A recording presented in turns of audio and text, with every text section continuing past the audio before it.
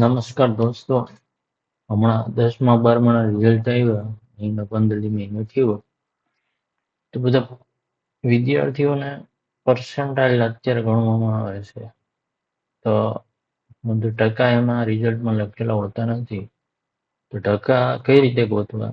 તો એ ગોતવા માટેનું એક ફોર્મ્યુલા છે જે ત્રીજા ધોરણમાં આવે છે. બરાબર? તો ટકા કઈ રીતે ગોતવા? તો આપણે એક ઉદાહરણ દ્વારા સમજીશું કે ટકા કઈ રીતે મેળવવા એમ. બરોબર? તો આપણે છે ભાઈ એક વિદ્યાર્થી છે એને ટોટલ 700 માર્ક છે. 7 વિષય છે, 100 માર્કને, એટલે તો 700 માંથી એને મેળવેલા ગુણ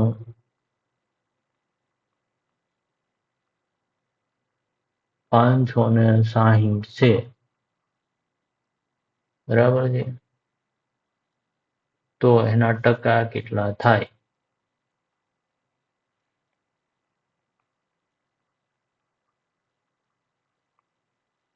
બરાબર?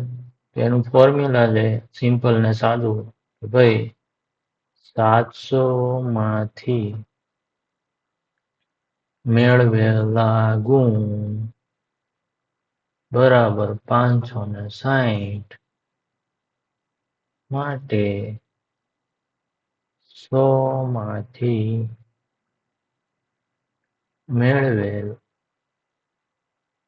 ગુણ કેટલા? તો અહીંયા બી 100 કેમ લીધા?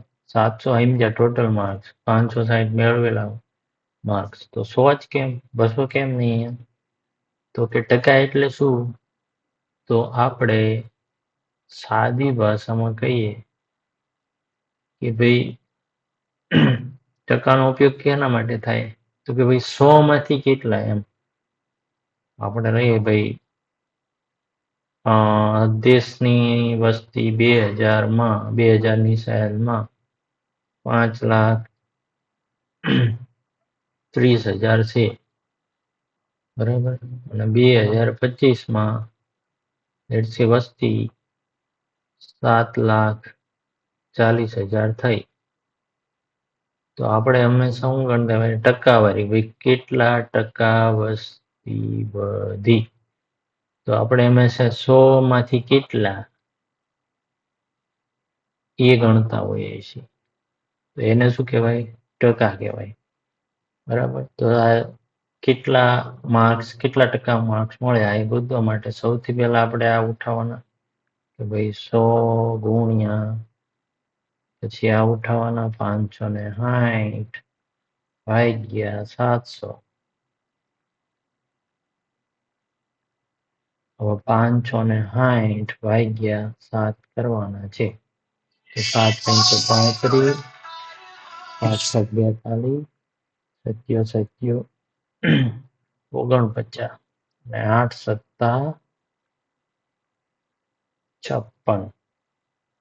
56 એટલે 8, 80 બરાબર કેટલા? તો કે 80% ગુણ મળ્યા. કેટલા? 80% ગુણ. તો આ રીતે તમે ટકા શોધી શકો છો. જો તમને કાંઈ ન ખબર પડે તો તમે કમેન્ટ કરી શકો છો.